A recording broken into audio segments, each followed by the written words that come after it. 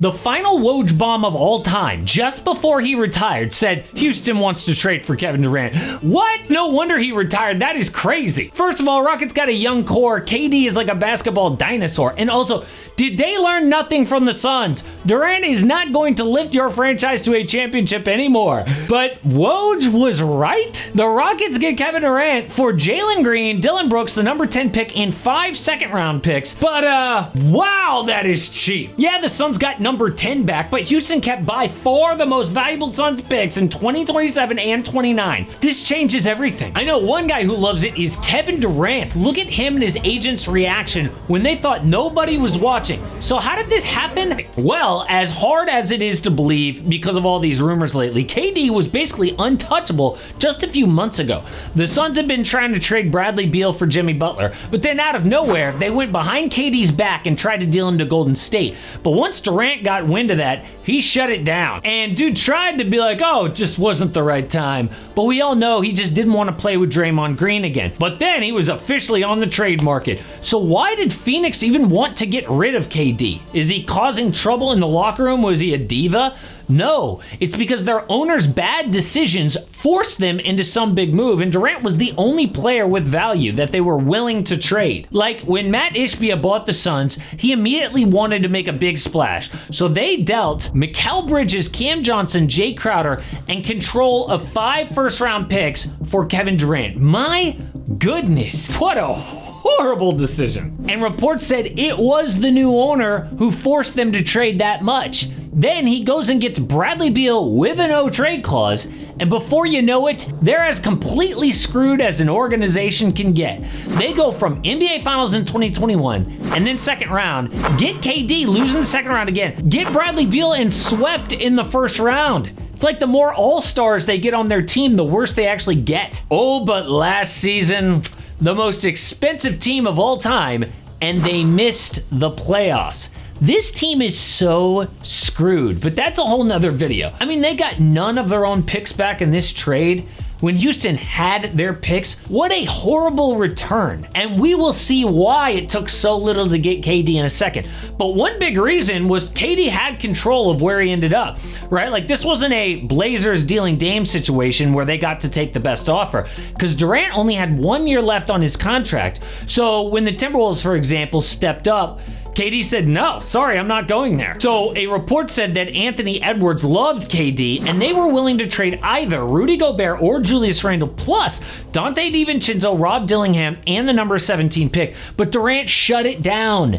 And you're not going to trade all of that stuff for 1 year of Kevin Durant when he is telling you, I will not re-sign. So his final wish list was the Spurs, Rockets, and the Miami Heat. Now, one report said that KD preferred San Antonio with Wemby, but the Spurs didn't bite. Why? Plugged-in reporter Don Harris says San Antonio did not believe KD was enough. Wemby is just 21 years old. An NBA player's prime is 25 to 32. So if KD wasn't going to win them a chip in the next 3 years, then what's the point? You're just going to spend all these valuable assets for a guy who gets you to the second round. So they were out. And what about Miami? They just lost Jimmy Butler. They need a star. Well, Shams reports they refused to include anything. I mean, they said no to Jaime Jaquez, Nikola Jovic, Haywood Highsmith, the number 20 pick, or any other draft assets. What did they expect to trade for KD? Dwayne Wade's ugly statue? I mean, these NBA teams do not value KD as an elite NBA player anymore. But are they right? Can Durant make Houston a legit contender in the West? Well, let's look at what kind of player Kevin Durant even is at 37 years old.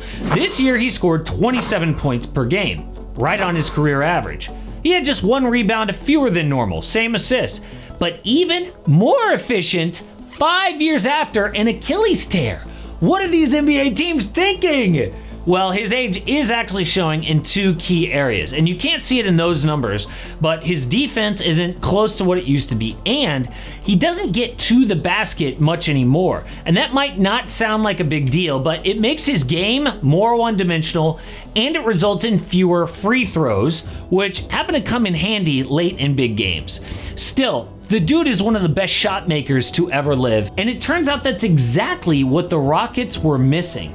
Houston just got the number 2 seed last year with a young core built around Alperen Sengun, Amin Thompson, and Fred VanVleet running point. Their superpower in the regular season was defense. Houston was the number 5 defense in the NBA, but an average offense at number 12. So how is their brand of basketball going to be affected here? Well, Jalen Green is now a Sun. He's a former number 2 overall pick, but the kid just never developed a consistent offensive game. Like, he could go off for 40 one night and then have 2 or 3 games in single digits. I mean, Coach Ime Udoka, who's like a huge stickler for defense, used to bench Jalen Green for bad defense. And in the playoffs, when they needed him the most, he ghosted. Kid had 38 points in a Game 2 win, but averaged 9 points outside of that. And this is a dude on the floor for his offense. I mean, 8 points in a Game 7. For a team that had James Harden for 8.5 years, they've seen that movie before. So Phoenix might tell themselves that they got a potential future All-Star, but I'll believe it when I see it. Now, losing Dillon Brooks hurts because he was a decent 3-and-D player, but the Rockets' secret weapon was the Terror Twins. Amin Thompson and Tari Eason, they are still on the team and just entering their primes. So yes, on paper, this was actually a great move for the Rockets in terms of fit and what they sent out. They dealt 2 players who aren't even a part of their core a bunch of seconds and the number 10 pick. They didn't even have to give Suns their own picks back outside of number 10. Oh, and number 10 pick, they didn't even have minutes for the number 3 pick last year, Reed Shepherd. So what were they going to do with the number 10 pick? Now, I was against them dealing major assets with Giannis potentially still out there. But this was not some big package. This was much less than anybody dreamed. So if another young star does become available down the line, Houston can still pounce. But I also kind of love this trade for Kevin Durant. I mean, not only is he tight with the coach Ime Udoka from their days in Brooklyn together, but the fit is almost perfect, right? Like, KD is now surrounded by plus defenders, and the ball is in his hands to close games unquestioned. There's not some young dude who's jealous on this team that he's not getting the last shot. Last season proved that. They needed a clutch shot maker. And yeah, you love Giannis's age and talent level, but one reason he wasn't a perfect fit was the Rockets' shooting. They are one of the worst three-point teams in the league. Not a concern with KD though. In fact, he's the solution. And as a number 2, Alperen Sengun is no doubt now with Jalen Green out of the way. And we saw a big leap offensively from Amin Thompson last year. So if he's their number 3 on offense, I don't hate it.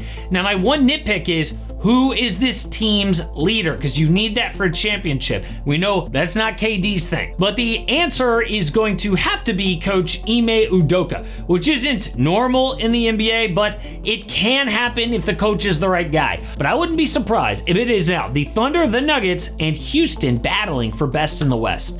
But what does this mean for Giannis? I mean, we thought that Houston was all in on him, but maybe they got some intel that the Greek Freak is staying in Milwaukee. So something really weird just happened with the Giannis trade, and I broke it all down right here.